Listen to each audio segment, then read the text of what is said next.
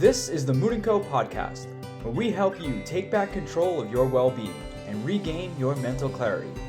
Join our growing community for resources, support, and guidance at moonnco.com. This podcast is intended for entertainment purposes only and is not a substitute for medical advice. Welcome back to the moonnco podcast. Today we're going to talk about sound healing, which I think a lot of people maybe have a little bit of insight into what it is, including myself, right? I know that generally what it is, but not the history or maybe what the benefits are of it. So thankfully my co-host does know more about it. So Nick, maybe you could give us an overview of what is sound healing and where did it come from? Yeah, no, I'd be happy to. And sound healing is an interesting thing because there's some controversy around it, right? We'll dive into that. There's also been quite a bit of sort of study and history there, so we'll kind of dive into all those things. But I think, not to bore you too much with the history, but essentially the overall concept of sound healing is basically this principle that all sound sort of has this resonance and this frequency that's measured. And so the principle is that as you listen to these frequencies, your body responds to those frequencies and can cause healing, actually, or there are healing properties to these frequencies that your body kind of hears and absorbs. So this started, as with kind of most things in meditation, it started from a spiritual perspective and actually started with Gregorian chants. So that's something that people may be familiar with monks and those sort of deep, sort of very bassy tones of chanting and these songs that were sung within the monasteries and the churches. And it was found that these frequencies that they were chanting at sort of very closely aligned with, you may have heard of solfeggio frequencies, which we'll dive into. But these Gregorian chants really were the sort of first start of this concept of spiritual healing as it relates to hearing sounds. So as I said, all sound healing is based on this premise of individual frequencies. So when you think about music or you think about instruments, sort of the best way to visualize it is if you imagine a guitar string or you imagine an acoustic piano with a string in it. When the hammer hits the string in a piano, or a pick or a finger hits a string in a guitar, that string vibrates at a certain level of frequency, right? It's measured in what's called hertz, and it's basically the number of times that string moves or resonates or goes back and forth is basically the hertz frequency. So if it's moving really fast, it's going to be a 900 hertz frequency, which is going to be a more higher pitched tone than a lower frequency, which is that string is moving slower, right? Mm-hmm. So that's essentially kind of at a very high level when we talk about sound healing, we talk about the body hearing those individual frequencies. We talk about measuring those frequencies and how the body responds to those individual frequencies. And if you think about it from a physiological perspective, when your eardrum hears a sound, you're actually hearing the sound wave bouncing off of something, and you're actually feeling and hearing that frequency. So this isn't anything that isn't based in science. Now, some of the healing principles, there's some questions around that. Like I said, we'll dive into that a little later in the episode. But at a very fundamental level, all things that make sounds create sound waves. Those sound waves then produce a frequency based on that can be measured in a quantifiable way, and that measurement is called the hertz. And so there's a whole spectrum of sound healing regarding what those frequencies are that get measured, and that's what's called solfeggio frequencies. You'll hear this a lot in meditation music. You'll see certain frequencies that are put into music with the intention of having these healing properties. There's also different instruments. There's like Tibetan singing bowls, which a lot of people are familiar with, which are kind of the same. It's all the same principle, which is when that bowl gets struck, or if you go around the rim of the bowl and it creates those undertones. All of those bowls are actually tuned to a certain frequency with the idea of that bowl or that instrument will create these healing properties. There's also like tuning forks, which people may or may not be familiar with. Which starts to get into which the idea of tuning forks is basically you have two tuning forks at two different frequencies, you strike them at the same time, and you put either on either side of your brain, right? And what this does is your brain is focusing on two different frequencies at the same time. So your brain will compensate for that. And it will actually create this third frequency that's called the binaural beat. That's another kind of buzz term that people may have heard. But essentially what's happening in the brain is, because your brain is focused on two different frequencies at once, it overcompensates and it creates this third frequency, and it actually creates this balance within your brain, because your brain really can't focus on two things at once. So your brain overcompensates for this, and it creates this third frequency that is sort of this balancing and healing frequency. And so that is actually what's going on from sort of a physiological perspective when we talk about, you know, things like tuning forks or sound healing.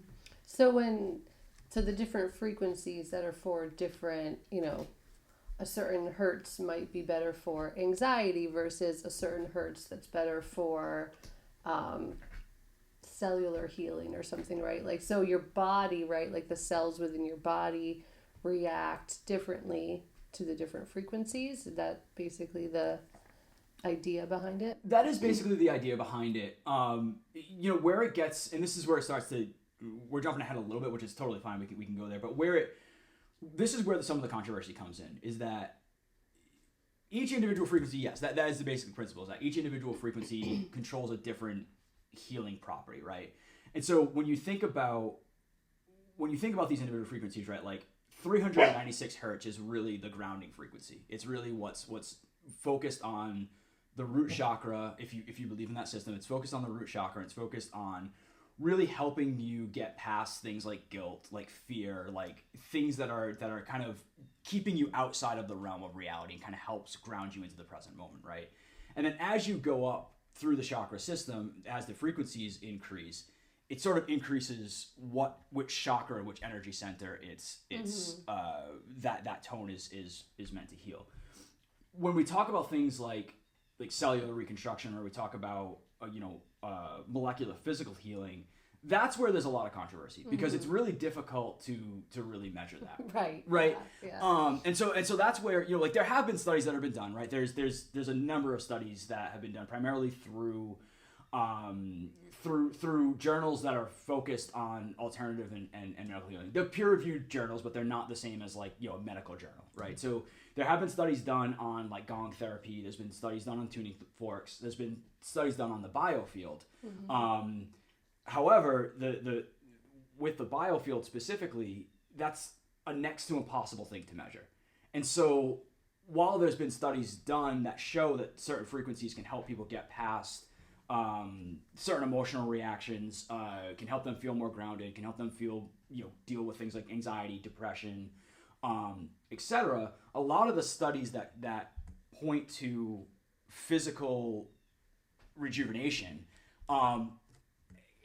they're not as sound, to be totally blunt.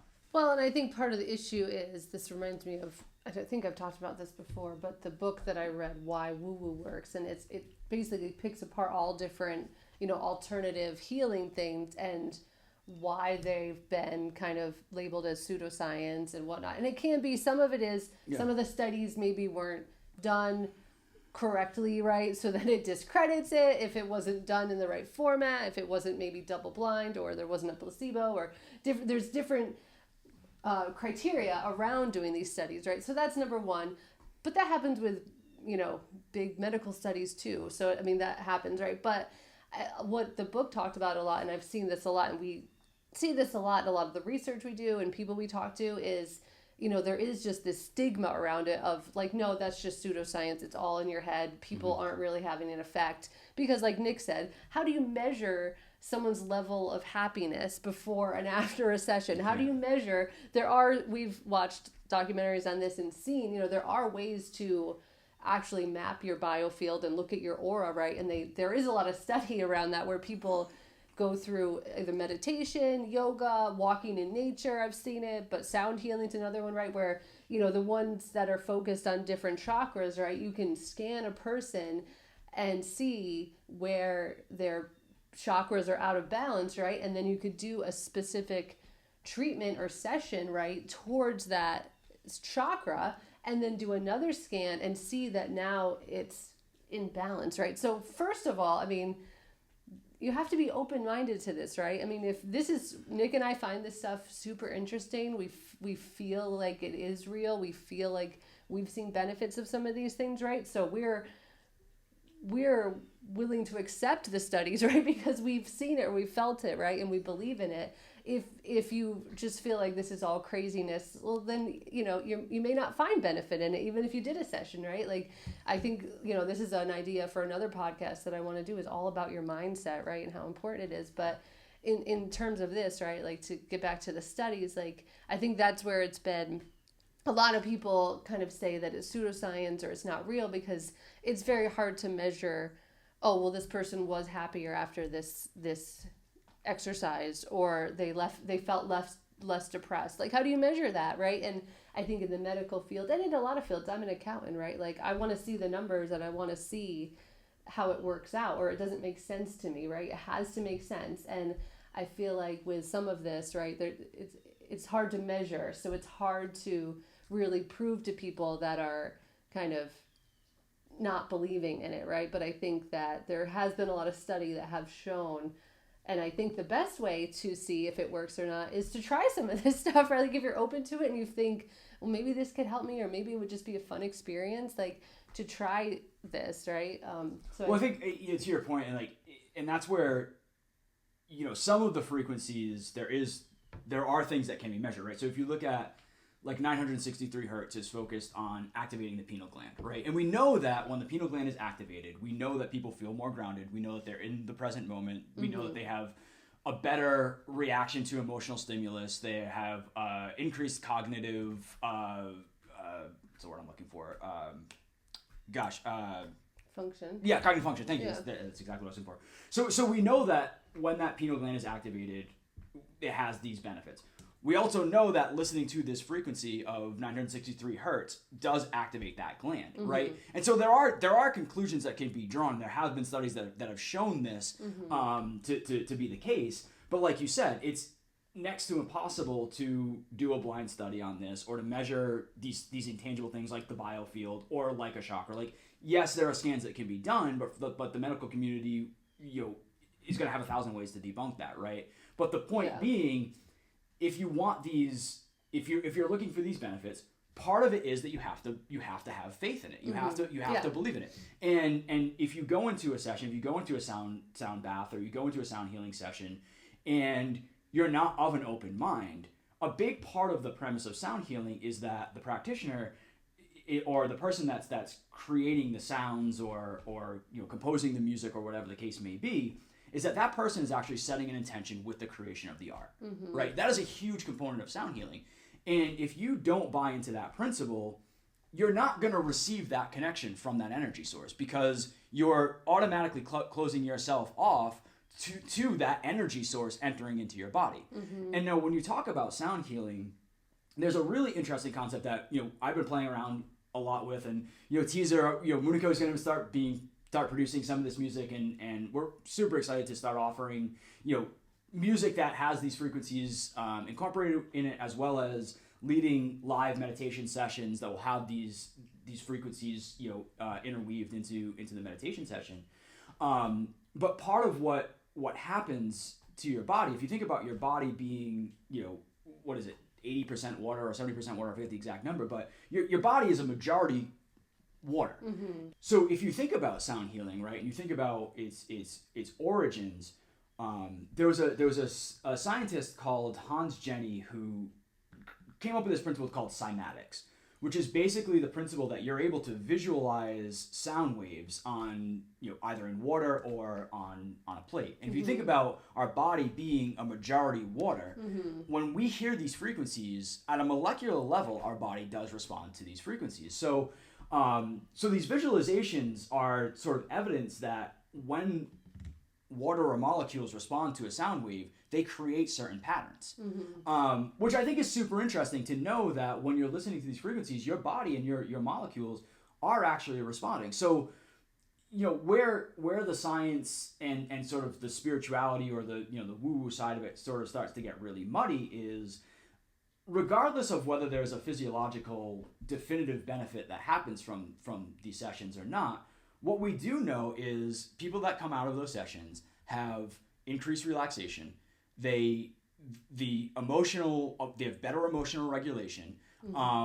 And really, in a lot of ways, it's very similar to, when you get a massage, or when you do acupuncture, or when you do, or you go to the church and you pray, or you meditate, or any of these things that you may not be able to walk away and say, yep, because I listen to a certain frequency tone, I no longer have knee pain, right? You may not be able to definitively draw that conclusion, but what you can say is, my knee feels more relaxed after I did a sound bath, because your body is naturally more relaxed, you're more calm, and so that pain that you felt in your knee likely will subside just by nature of you having a relaxing experience for half an hour, 45 minutes to an hour, right? And so some of these principles is, there is scientific evidence, there are scientific studies that have been done that have shown that these given frequencies have healing properties. But even aside to that, to your point, being open to the experience and allowing yourself to enter this meditative state and allowing yourself to enter this relaxation state very much rejuvenates the body and the mind. And as we've talked about before, when your body is constantly in fight or flight, which a lot of us today are, if you realize it or not, right? Your body is constantly stressed out. You're dealing with external, internal, whatever. Your body is constantly working on just fight or flight, which, is a primal response that, years ago, right, saved us from dying, right? If we were getting chased by an animal or, our life was in danger. But today it's turning on constantly, stress of a meeting, stress of being late, stress of whatever, right? There's so many things, watching the news, having a fight. Like, it's just like your body is constantly being turned on and into that phase, and your body can't heal in that phase. Your body has to be in a peaceful, restful state to heal. So doing something like this, giving yourself 15, 20, 30, an hour, right, of time of just being present and just being still and enjoying the experience, right? To Nick's point, above and beyond, like, can you measure the science behind, the results of it? Maybe not. It's not like you go into the session with 4 beans in your hand and you come out with 8 and you're like, oh, I got 4 beans out of this. Like that, I see it. Like, it's not like that, right? So I think that's where it's you kind of taking control and saying, like, okay, this is something I want to try. If nothing else, I get a half an hour of quiet and relaxation and time to yourself, right? I know a lot, like, where, parents that are working and have a busy life, right? Like, having time for yourself in whatever capacity, I think, can be super healing, right, in its own. But I think that's spot on, and this is likely another episode, and I can go down a whole tangent on this, but today's society, and you hit on it with social media and news, today's society is designed to steal your attention. It is. It has been constructed through mass media as well as social media to psychologically manipulate you in such a way that you crave what those platforms give you. Yeah. And your feed is designed based on an algorithm of things that are going to trigger you and keep you more engaged in the platform. Like, this is not my opinion. This is right. As someone who works in the tech industry, like, this is what these platforms are designed to do. And so when you constantly are having that attention stolen from you and you're constantly being artificially stimulated to have this fight or flight response, your body, you're exactly right, your body can't heal because it's constantly thinking as though it's under attack or it's under stress or it's getting an artificial pump of dopamine or all of these things. And so taking a step back and consuming a different type of media that has the intention to kind of just slow everything down and allow your brain to reset, allow your body to reset, it's my opinion that has immense benefits because our society has pushed us down this direction that we don't really have full control over things like our happiness, because our happiness is directly derived from how many likes a post gets or certain articles or a certain political figure doing well in a poll, right? Like, that is how we now get our quote unquote happiness. So when that's artificially, pumped into our lives and we don't take that minute for ourselves, that's, our body just essentially can't heal. Not to be redundant, but that is sort of what's happening. And with the principle of sound healing and some of the woo-woo side of it, there are a lot of, you know, you look at shamanism and you look at some of these, you know, healing practices that's based on sound and principles, and it can be a little bit off-putting for some people that aren't, you know, into New Age or that are not into some of these principles. But even very large prominent musicians like the Beatles, like Paul McCartney, have explored this principle. So traditional music is tuned to 440 hertz, right? So if you go to an orchestra or you go to a play or any of these things, and you hear an orchestra, you'll hear a woodwind instrument, likely an oboe because it has a very pure tone, will play 440 hertz. That is what the orchestra tunes their instruments to. They tune it to 440. Artists like the Beatles and like Paul McCartney have actually explored tuning their instruments so that their music resonates more with the universe and resonates more with sort of the natural rhythm and the natural order of sounds like birds or wind or these naturally occurring elements. So not all of their songs are tuned to that, so please don't take away like, oh, the reasons why the Beatles are so popular is because they tune the music to a certain hertz. That's not what I'm trying to say. But what I am trying to say is that this isn't just a bizarre out there, you know, meditation, crystal, woo-woo world thing. This is a thing that has been explored by many prominent musicians, that has been explored by, you know, has been a part of healing practices. We think about shamanism for centuries, right? And so this isn't really a new thing. It's just, you know, I think now people are starting to become more receptive to it. And whether or not you realize it, when you go to a spa and you get a massage, or you get, you know, or you get acupuncture, or you go to a therapy session, or you go to any of these things, 9.5 times out of 10, what's going to be playing in the lobby? It's going to be nature sounds. It's going to be calming, soothing music. And I would be willing to put a large majority of what I have on the fact that there are solfeggio frequencies being pumped into the music that you're hearing in those environments. So there is definitely a very, now there's a lot of debate on as to whether, you know, that's scientifically proven to heal, or whether that's just the calming effect as a result in the music. But regardless, you end up in the same end result, which is that listening to those frequencies allow your body the time that it needs to heal. So what would your advice be to someone that is interested in this but doesn't really know where to start, or what's an entry into this that isn't, you know, going to like a, you know, maybe a formal sound healing session? Yeah, no, it's a great question. And yeah, I mean, I think, you know, a sound healing session or a sound bath or one of those things, you know, it can be an intimidating experience, and it can, you know, it's definitely not where I would start. I'm a firm believer in sound as the object of a meditation. Like that for me has shown amazing benefits, and I think that's a really nice way to naturally sort of introduce yourself to it. If you do have a meditation practice and you are focused on, you know, using guiding meditations, take one of those sessions and just, you know, do a Spotify or an Apple Music search for, you know, solfeggio frequencies or meditation music. Find one that, you know, maybe it's named something that is an ailment that you're dealing with, and just meditate to that as opposed to a guided session. That's one way. You know, another way is just, you know, in your daily life, instead of listening to whatever your, you know, music of choice is, put on some solfeggio, put on some meditation music, and just see how you respond to it. Right? There's some great artists out there that we can link to that have some really cool music out there. Like I said, moonnco will be producing some stuff.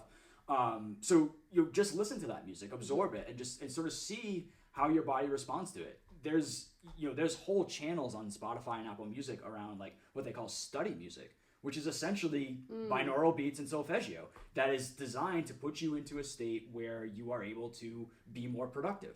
So put that on during your workday. You know, it's not fast paced, it's not loud, it's not distracting. So it's very easy to just kind of put on and have in the background while you're working or studying or doing whatever needs to be done. I would say those are probably the two most accessible ways to sort of introduce it. The third way I'd say is do some research, right? See if any of the artists that you're into have explored this, and see what music they produce when they go down that path. You know, I really like exploratory composers. You know, there's some minimalists out there, you know, from the 60s and 70s that have done some really avant-garde, cool, interesting work with this. That, you know, some of it's out there. It's out. Don't get me wrong. This is not like happy-go-lucky, you know, Beatles or you know, pop music that you can just kind of like, just rock out to. But like, it's really interesting to see these artists kind of playing around with tones and frequencies and you know, recordings and sort of seeing how your body responds to a different type of music or stimulus. So, you know, kind of like everything, I would say kind of, you know, take control, do your own research and figure out what works for you. But the nice easy entryways are, you know, an adjustment to your meditation and listening to meditation music or solfeggio, just putting on in the background while you're working and just seeing how you respond, or seeing if there's any artists that have explored those alternative tuning systems that may resonate with you. Yeah, I do. I like to listen to solfeggio while I'm working, and so I'll just put it on because, you know, if I'm focused on, you know, I'm an accountant, right? But so like I'm reading contracts, I'm looking at complex things, like looking at, you know, I need to focus obviously, but it's nice to have something on in the background. So I'll put solfeggio on, and I have a couple playlists that I like, that are just, like you said, one's for anxiety, one's for, you know, cellular level healing, one's, and it's just very easy to listen to. And I think it's a nice way to just incorporate something into your day. Like Nick said, like I have gotten very into listening to other people's podcasts and constantly trying to learn. And then I think some days I'm like, you know what, today I just want to listen to just calm, simple music, right? Or when I go on walks in the morning, I'm like, which podcast should I listen to? And some days I'm like, no, today I'm just going to listen to what's around me instead. Like, so I think just incorporating that into your day, right? It doesn't have to be, you know, do it for 10 minutes and just see how it feels. And then it doesn't have to, if you don't have time to sit and just meditate and listen to it, do it while you're working, do it while you're in the car, do it while you're making dinner, things that you have to do anyway, right? But you can incorporate an element of mindfulness into it, right? And Nick has studied sound healing and is certified.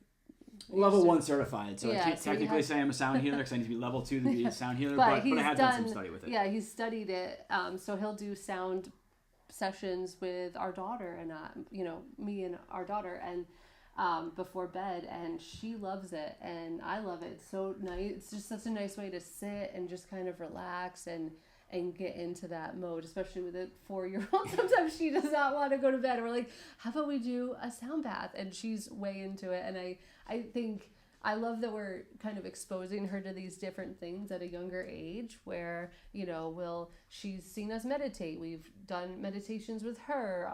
We do sound healing. Nick has tuning forks. Like we show her these things because I think giving her, if she does it for her whole life or not, right? If it's something she takes with her, at least it's giving her another tool, right? Different tools that she can pull from if she's stressed out, if she had a rough day, and she knows she'll ask for it before bed at night. Nick does a meditation with her almost every night, and she asks for it. Like, I want, you know, I'm ready for my meditation now. Like, she knows, she's seen the benefits of it at 4, right? Of just, this makes me feel calm and safe, and we have mantras. And so I think it's just finding a way to incorporate it into your life and for your family. And again, it's just taking control. If this is something you're interested in at all, right? Just listen to a playlist, find a local person that does it, wait for, you know, see what we're, you know, maybe going to be rolling out soon that you could participate in, right? Let's just incorporate these things that maybe you've never explored before and just see if it resonates with you or not.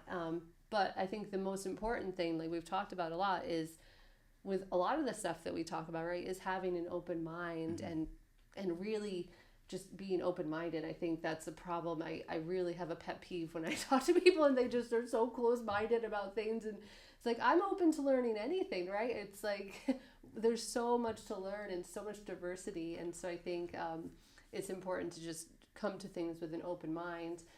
So thanks for talking us through kind of the history, and hopefully this kind of gave some people things to think about. Go research more, listen to a playlist. We'll link up, like Nick said, some that we like or different artists that we think are good.